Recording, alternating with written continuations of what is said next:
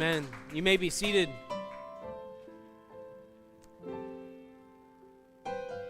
We sing songs about the resurrection of Jesus Christ. And either Jesus is the greatest conspiracy theory of all times, or he is the greatest gift of love of all times. It's one or the other. Because for thousands of years now, for 2,000 years, the story continues to remain that Jesus Christ went to the cross on a Friday afternoon, was crucified, went to the grave, and then 2 days later rose from the dead. It's either the greatest conspiracy theory of all times, far greater than anything we've seen in the last couple of years, or it is the greatest gift of love ever. There's a lot of people that get into gambling, and there's a lot of people that think that they don't gamble. How many of you think you don't gamble? There's a bunch of you that gamble. All right. And then there's a bunch of you that are not certain about whether you should raise your hand because you feel like it's a trick question. It is a trick question. If you went down to the casinos and you bet some money on something, blackjack or whatever, that's called what? Gambling. If you drove here on 295 or any street in South Jersey, that's called what? Gambling with your life. I've seen how some of you drive, and yeah, okay, anyway. Not me, of course, and that's how we look at it. If you drank water from the faucet, do you realize you've gambled? 8% in New Jersey, according to public records, about 8% of New Jersey residents have contaminated water in their homes. Listen, you can get the bottles of water. That's not going to help. It only gets a little bit better, but we'll move on. If you've eaten anything, the gamble has gotten worse. Have you eaten this morning? Okay, some of you are really afraid to raise your hand now. Where's he going with this? According to CDC in America, 1 in 6 Americans get sick from food each year. Out of that, about 3,000 people die. Good luck with what you ate today. Well, now that we've established that we're all gamblers, that's kind of my point. We all have gambling issues. We all gamble in some way, shape, or form, and it's risk versus reward. I'm not encouraging you not to drink water. The risk on that is detrimental, and I'm not encouraging you not to eat. And if I've given you a whole bunch of phobias and fears now as a result, and you need to see your therapist, I apologize. But I want to give some gambling advice on Easter Sunday. Fair enough? That's my goal this morning. I want to give some gambling advice, because the day that Jesus was crucified, there were several gamblers. And when I think about all that happened on the crucifixion, on that day where Jesus was crucified, it's clear to see that there were a lot of people that were gambling in one way, shape, or form or the other, and it affects us today, because today I see the same gambling habits that are occurring with each of us as well. And here's the gambling advice. If you're like, I'm ready to take a nap, somebody invited me, I didn't want to be here, I want to take a nap, here's my point altogether, and you can go take your nap. But I would encourage you to stay tuned for what I have to share. Choose what you're willing to lose. There's the gambling advice. Okay? Choose what you're willing to lose. You got that? All right, awesome. Let me unpack that. Matthew chapter 26 and 27, we find in these chapters, this is the story, the account of Jesus being crucified. In chapter 26, Jesus is with his disciples, and he's praying in the Garden of Gethsemane. And while he's there praying in the Garden of Gethsemane, Judas, the one disciple that was close to him, betrays him for 30 pieces of silver. The Roman soldiers and the Pharisees and such, the religious rulers, they go and they take him captive. They go and they put him on trial that night twice, and then the next morning before Pilate. Jesus says during the Last Supper, he says to Peter, Peter, you're going to deny me 3 times before this is all over. And Peter says, there's no way that's going to happen. I'll fight for you. What happens? As Peter is taken, as Jesus is taken into custody, here Peter is kind of following him from a distance, and he's watching as they're taking and doing whatever they need to do to Jesus to try him and stuff, and he's watching as he's in this one place, someone comes up, a little servant girl, she's like 4 foot nothing probably, and comes up and says to Peter, hey, weren't you one of his followers. And what does Peter say? I don't know him. I don't know him at all. I've never met the guy. And totally denies his knowledge of Jesus.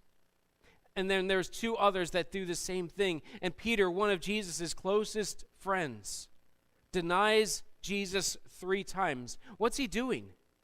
He's literally gambling with his safety, isn't he? Have you ever done that? You're like, you know what? I'm going to gamble with my safety. If I say this, maybe I'll get out of trouble. A police officer pulls you over, and you come up with some kind of concocted reason as to why you're driving 80 in a 65, or why you're driving 45 in a 25, down Atlantic Avenue, and you're trying to come up with some, and that's what we're doing. We're basically gambling with our safety, gambling with, what the police officer might do as a result of what we're doing. And there's Peter, he's gambling with his safety. He's trying to control his environment by lying. Then we see in the next chapter, chapter 27, they deliver Jesus over to Pilate. And all throughout this, we see the Pharisees and the council and the high priest and those that were the religious rulers. They were jealous. They were irritated with Jesus. Why? Because they had their own rules. Their rules that they set up. The Bible said this one thing, and they added to it 10 more things on top of it and said, you need to do this, this, and this in order to prove that you're doing this. So they had their set of rules, and what Jesus did is Jesus went back and said, your rules are meaningless, really. Let's go back to the foundation as to what God really intended for the rules to be. And they got irritated with him because he did things on the Sabbath, on the day that you're not allowed to work or do anything, the day of rest. And he did some things that they were like, you can't do that. You walk too many steps or whatever. They're irritated because Jesus was building a crowd, building people that would follow after him, and they didn't want that. They were jealous. Pilate says, the governor, he says about the Pharisees, they were envious of Jesus. That's why they were doing this thing. Essentially, they were gambling out of jealousy. They were gambling with their political kind of rival, or gambling with just getting things going the way they wanted them to be going. They gambled in this way with Jesus' life and with their own just recognition, if you will. And they thought if they could eliminate Jesus, they would get their control back. They would be able to reestablish the rules that they had already had in place and go back to where things used to be. So they were gambling. The crowd, they're following the social cues, right? Social cue is, as the Pharisees, the religious rulers, they say back to Pilate, and Pilate says, hey, what do we do with this Jesus and Barabbas? And they say back to Pilate about Jesus, crucify him. What's the rest of the crowd do? They just jump right in. They're gambling. They want to be accepted with the religious rulers, like being accepted with Jesus. But he's in a really bad spot right now, and I'm not sure I want to side with a criminal or somebody that looks like a criminal who's on trial. So we're going to gamble with acceptance over here. We want to be accepted with the religious rulers. So they gamble with acceptance then. And that's the crowd. They jump in, they chant as well, crucify him, crucify him. Pilate, the governor, he's gambling. It's fascinating. He's a politician at heart. And here's what he's doing. They bring Jesus up. There's a riot that begins, and there's all kinds of craziness, and Pilate just needs to keep the peace. That's his goal. If he can keep the peace, then he makes the people that are in Rome to be happier with him. Maybe he gets a promotion or a raise or whatever it might be. And he keeps the peace. And here, as they bring Jesus to him, they're all kinds of mad. And he goes and just interrogates him and finds out there's nothing wrong with Jesus. He didn't do anything wrong. And he says that straight out. And he says, I find this man innocent. I'm not sure what to do with this guy because there's nothing wrong. So what do we do? I'm going to let one of them go. Barabbas, the one that everybody hates because he's a thief, stolen a lot, or Jesus, the one who heals and does all kinds of nice. I don't know what to say. And here's what he was doing. He was gambling. He was gambling. What he wanted was he wanted a better reputation. He wanted acceptance with the people. He wanted people to look at him in a popular kind of way. You ever gamble with popularity? Acceptance? That's where Pilate is. And so he allowed Jesus to be crucified in order to keep the peace. Then the soldiers, later on, as they're taking Jesus into custody and up to be beaten, what the soldiers do is they gamble with Jesus' clothing. I don't know if he has a Patagonia coat or what he has, but he's got some kind of really fancy coat that's really expensive, and so they gamble with that and they cast lots in order to gain his outer cloak. Really fancy stuff. And so they're gambling for that as well, to get stuff. And here's what I see. They are all gambling for really one thing. They're gambling for control. They want control of safety. They want control of popularity and what people think of them. They want control of the rules that they follow. They want to make up rules as they want, and they don't want anybody to get in the way of it. They want control of their reputation. They want control of their stuff. They were risking what they had in order to get what they wanted. Have you ever done that?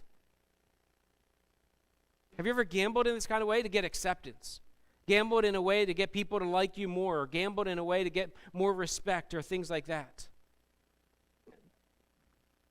I think some of us are doing that today. Some of us put on a really nice tie today to gamble, to get a little bit more acceptance. I mean, there's some people that really dressed up nice today, and then there's some people that didn't. And I will pray for you, you know.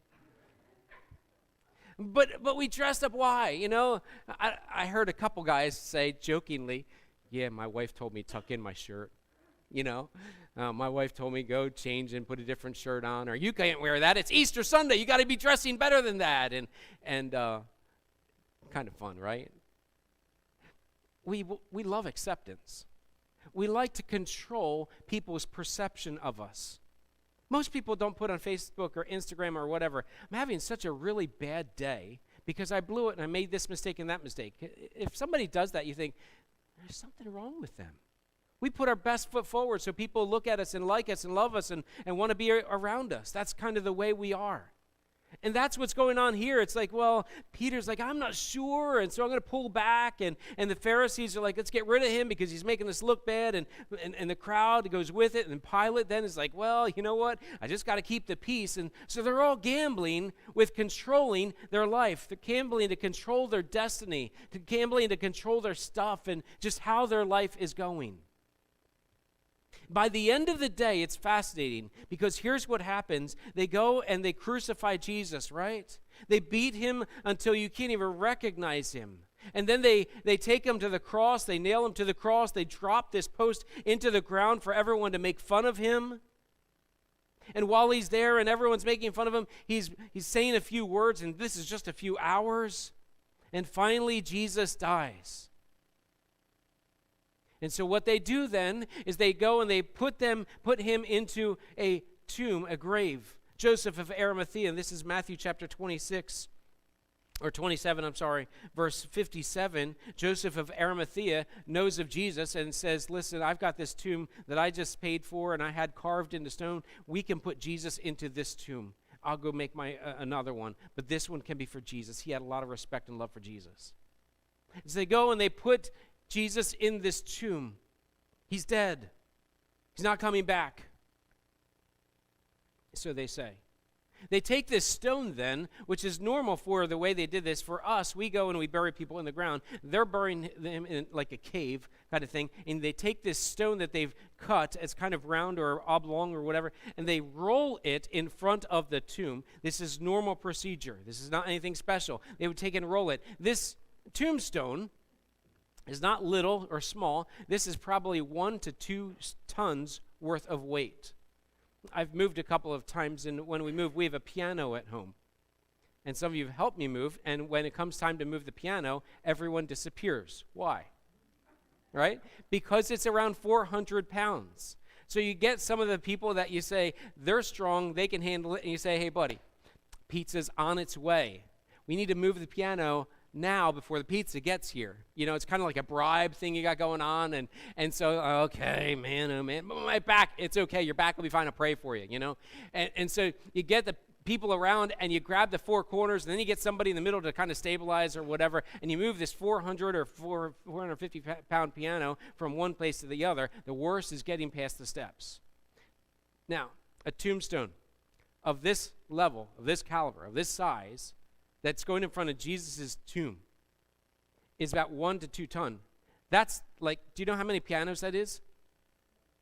That's like 5, 6 pianos, whatever it might be. Add them up. It's a bunch of pianos. How are you going to move this tombstone? It's not happening. Like, you really got to rig some stuff up to make that happen. I moved something the other day. I got something that was about 700 pounds. I wasn't moving it by myself. I wasn't even moving it across the floor at all by myself, right? I had to get some special tools to be able to take and move this piece of machinery. So here they take this stone, and it's normal. They roll this stone down, and it falls into this kind of little crevice in front of that to hold it in place, because you only want to move it once. You aren't moving it twice. And you get to verse 62 of Matthew chapter 27. It says, "And the next day, that is after the day of preparation, the chief priests and the Pharisees gathered before Pilate." So they come up to Pilate, the governor, and they have a conversation. They said, "Sir, we remember how that imposter, Jesus," they're calling him an imposter.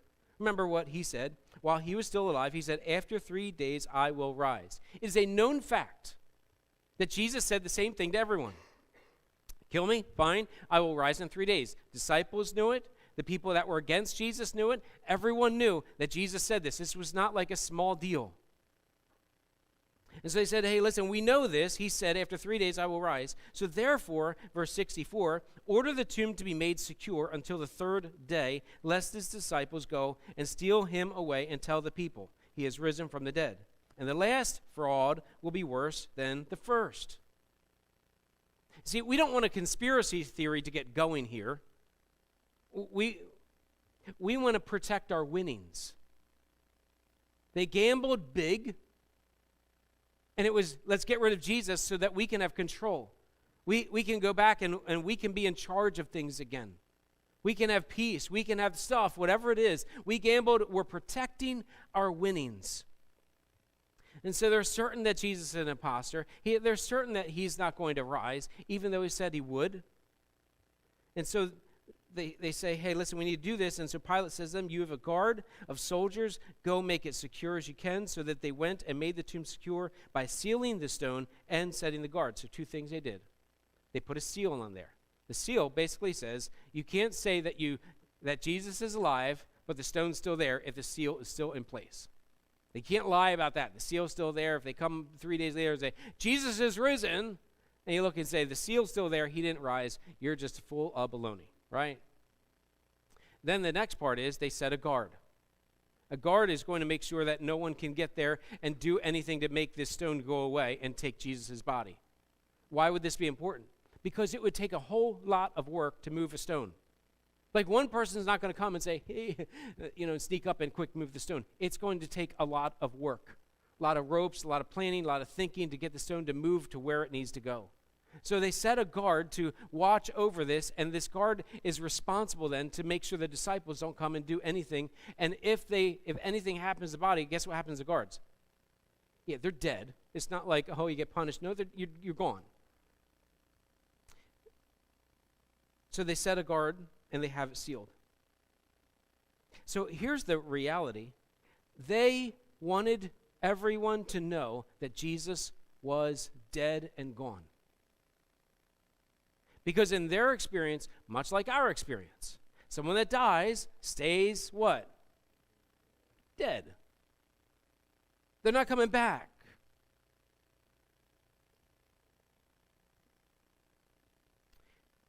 If Jesus is dead, the movement's dead, the people are going to scatter, and all the people that were part of that movement, they're going to be looked at like a laughingstock. "Oh, you followed that Jesus guy. Nice. You're just crazy. You remember what he said, right?" and I would say that it's the same today. That if Jesus is dead, we get to control our destiny. We get to control our rules. We get to control our stuff. That's all about what we think, what we do, what we want. If Jesus is dead, that's the life we get. We can choose our rules. Think about it. What makes any... Is it that we've collectively just decided that this is wrong? What makes murder wrong? I've seen animals kill each other. But that's just kind of nature, right? But human beings can't do that? What makes it wrong? Who decided this? You see, if you get rid of Jesus, then you get rid of rules and you make up your own rules as you go, and you can create whatever you want, whenever you want, however you want, in order to please me. It's all about my rules. That's the Pharisees. It's my rules, you follow it. That's what religion is, by the way. Religion is generally just simply a bunch of rules, and it's here's my rules in order for you to get to God.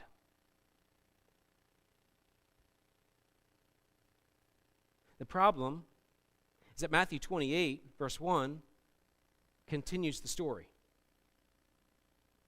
See, they protected their winnings, saying that Jesus was done over, this movement's over, but chapter 28 and a bunch of historians that are writing about this said the same thing. It says in verse 1, now after the Sabbath, toward the dawn of the first day, and so this is Sunday morning, Mary Magdalene and the other Mary went to see the tomb. And here's what we do when someone dies. It's often, you see people just come up to where the person is buried, and it's like you're in their presence, even though they're gone.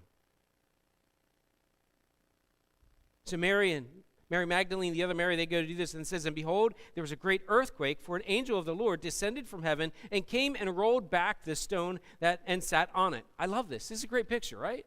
Angel comes. Can an angel move the stone? Is 1 or 2 ton stone too heavy for an angel?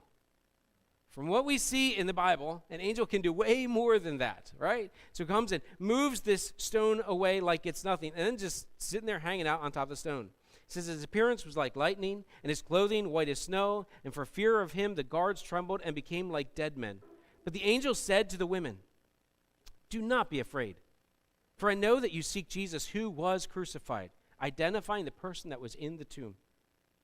He is not here, for he is risen. As he said, come see the place where he lay. Then go quickly and tell his disciples. So here they're going to see Jesus, or kind of be around Jesus, be in his presence, and this angel says, he's not here, he's alive. If you're Mary and the other Mary, how do you feel right now? Did you fall on the ground yet? Did you faint? Are you ready to pull out your phone and post something, right? Angel, can you just hold on there? Let me get a picture, right? Selfie time. Sorry, my imagination.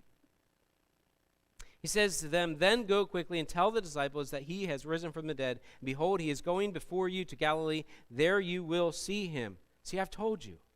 She's telling, these are the first missionaries, if you will, telling these 2 ladies, go back, tell the disciples, he's alive, and tell them, I'm going to come see you. This is awesome. So they departed quickly from the tomb with fear and great joy and ran to tell his disciples. Behold, Jesus met them, said, greetings. Happy Resurrection Sunday, right? Hey, happy Easter. Now, happy Resurrection Sunday, even better. Hey, Mary, hey, great to see you. What do you do when the one that you came to just worship and be with, the one that you love so much, is now alive that was dead for the last 2 days? Do you throw up? Here they go, and it says, and they came up and took hold of his feet and worshiped him. It's as if they fell down where Jesus was standing, they grabbed onto his feet and worshiped him. You get that? And Jesus said to them, do not be afraid. Go and tell my brothers to go to Galilee. There they will see me. See, I love this because it's not just a story of he said he was going to arise and that's the end of it. It goes on further that historians like Matthew, and then you have others that are recording the same thing, record how the women see Jesus first. Then you have Peter and others that see Jesus, and then you have the rest of the disciples, and it records that there were about 500 people that saw literally Jesus being alive after he was crucified. So the question, the choice is, either Jesus is the greatest conspiracy theory of all times, or this is the greatest gift of love of all times. It's one or the other. There's the choice. It's right in front of us. If you're a gambling person, you choose what you're willing to lose, right? Because it's a risk. What do you do with Jesus here? If you follow Jesus, here's what happens. When and if you follow Jesus, you literally surrender your control of your destiny on this earth. You're giving up control. You give up control of your stuff. You give up control of your reputation. You're giving up control, and instead of it being all in your control, all in your grasp, you're saying, it's not about me. It's about the one who died and rose again. And so, God, my life is yours. It's do what you want. So that's the risk. The reward, by the way, according to John 3:16, for God so loved the world that he gave his one and only Son, that whoever believes in him shall not perish, but have everlasting life. Here's the reward. Risk, I lose control, and now God's in control. The reward, eternal life with God. That's significantly different. Now, what's the opposite? If you reject Jesus, if you say, I don't want this Jesus character, it's just a conspiracy theory. People came up with it. It's just kind of this religious thing, and we do this every year, and I get that. I understand what you're saying. If you choose to go that direction and reject Jesus, you gamble with your soul. Simple. You gain control of your destiny as much as you can control. I mean, when I was, 14, 15, I really wanted to be able to dunk the ball. I didn't grow enough to dunk the ball. You got me? Like, we put the rim down to 7 feet in our driveway so that I could dunk the ball. It felt great for that second. But you put it back up to 10 feet, I'm not dunking the ball. You with me, right? Some of you there. My destiny is only as far as my person can go. If you reject Jesus, you gain control, if you will, as much as possible, of your destiny. You gain control of the rules that you want. I want these rules, not those rules. I disagree with God's rules. They're weird rules anyway. I'll do my own rules, and I'll make up what I want and how I want, and I'll just live by my rules, and I don't care because that's my way of doing things. I'm in control. That's what it is to reject Jesus. And if there's a heaven and if there's a hell, then the question is, where would you go? According to what Jesus said, if Jesus is real, the person that rejects Jesus will suffer punishment that is separate from him for all eternity. So that's the risk. So that you can gain control of the life that you kind of have. Now, it's interesting. Of the 4,000 plus religions, that's a lot of religions, would you agree? Of the 4,000 plus religions, there's only one that celebrates a resurrection of the leader. All the others are notable figures in history. Neat people, heroes of the day, really smart individuals that wrote some really cool stuff. Made some great proclamations about God, if you will, and really inspiring. But there is only one that rose from the dead. There's only one that after that person died, 3 days later, not one, not two, but over 500 people saw the person alive. There's only one that's like this. For me, I decided to follow Jesus a long time ago. Here's what I did. I took all the chips in my life, I pushed them into the center and said, I'm all in. I relinquished control in my life. God, you've got it. I just kind of figure, my own little brain, if God can control the sun, the moon, the stars, can control when the leaves bring out or the trees bring out their leaves and the flowers and all this stuff just around, and if God could figure all that out, then I think he can do a pretty good job with my life, right? That's just my thought. I relinquish control and I want to follow him. I relinquish control of my stuff. I relinquish control of my destiny. If he says that I want you to go this way, then okay, I'm going this way. If God leads me over here and this doesn't work out so well, then I guess it wasn't supposed to work out so well, and God's got a plan for that. So that's what it is. I just simply say, okay, I decided to follow Jesus. I pushed all my chips of my life in the center of the table, and I give God control of my life. Period. Easy? Not always. Rewarding? Risk versus reward? There's nothing better. Nothing better. Polycarp, one of the second generation Christians who the Apostle Paul or Apostle John had taught all about Jesus. He died in 156 AD, so he's second generation. And he said the same thing. For him, it was, I'm following Jesus, I'm all in. And so he's learning all about Jesus from the Apostle John. How cool would that be? And he's teaching others, and very well known for his teaching. And during that time, Rome was all about killing Christians. They didn't want them around, and one of their favorite ways to kill Christians was to put them on a stake and light them on fire. And they would say that the streets were lit with Christians. It was a horrible sight. Polycarp was kind of in hiding for a season. And while he's in hiding, his people he's teaching and discipling and telling about Jesus and helping them to understand who Jesus is, the Roman guards finally caught up with Polycarp. They figured out where he was. And they get to where Polycarp is, and they get to where the disciples of him or the people he's teaching, and they're like, what do we do? Polycarp says this, let God's will be done. There's no fight here. They let the Roman guards in. They walk up to where he is, and he says to them, can I have just one request? They said, they're kind of taken back. Sure, can I just pray? Okay. So he sits there and he prays. Then when he's done, and the soldiers, they're just kind of like mesmerized, like, what's going on? This is weird. Because they're expecting panic. He's about to lose control of his life because they're taking it from him.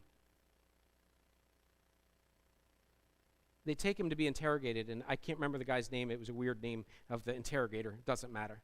He's interrogating him. And he finally loses his temper because Polycarp is not getting weirded out. He's not nervous. He's not upset. He's answering very intelligently. He's answering the questions in a way that points them back to who Jesus is. And it's just an insightful, amazing conversation from the outside. But the guy that's interrogating is just furious and finally says, listen, don't you understand you're about to be burnt at the stake here?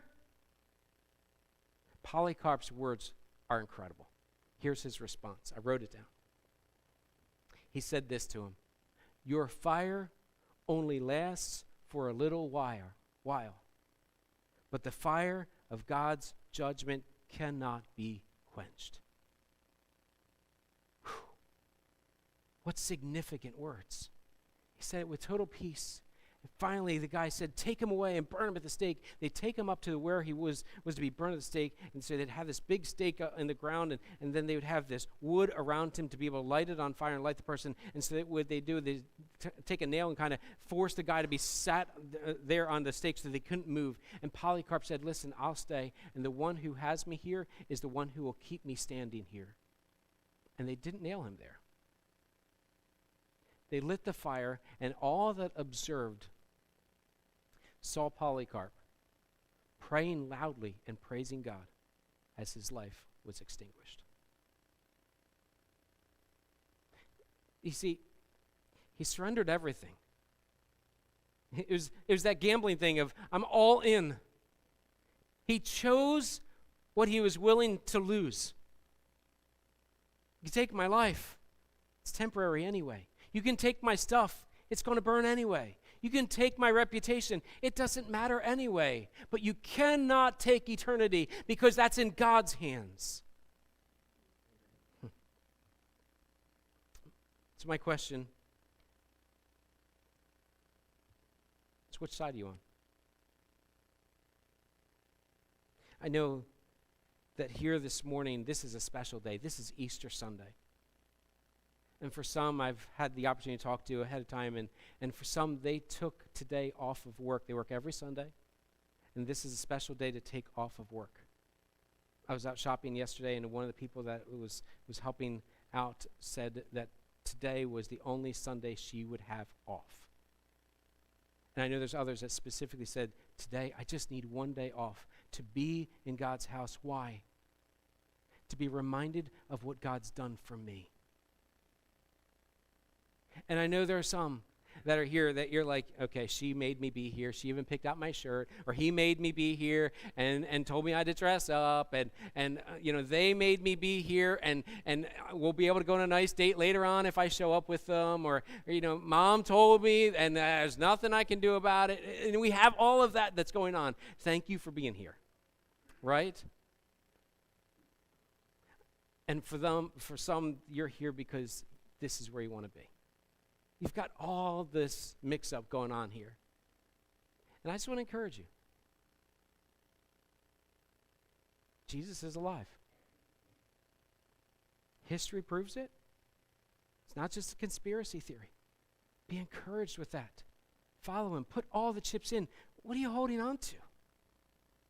Is there anything more valuable than what God has for you? I don't see anything. It's a struggle. Because sometimes the plans that you have don't work out so well. And you're like, oh, it should have been different. And God's like, yeah, but I got this. Even with Polycarp and many others like him, God's like, I got this. I've got a plan for you that is so much better than what you thought it should be. So follow him. Follow him. As you do, I believe you'll gain an understanding of the greatest gift of love ever. I'm sending home with you if you haven't gotten them yet, but I want to send you home with one of these.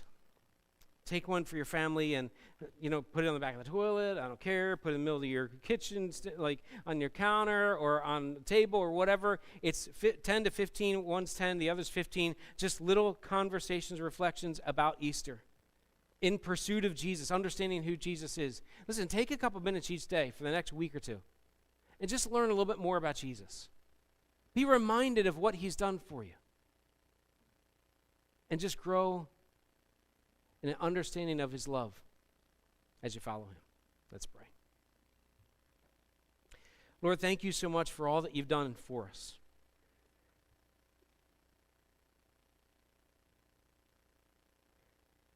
God, this often is perceived to be a huge conspiracy theory. And Lord, I get it because it's so outside of the human understanding. So God, give us eyes to see and ears to hear, afresh and anew what you've done for each and every one of us. And help us to follow you.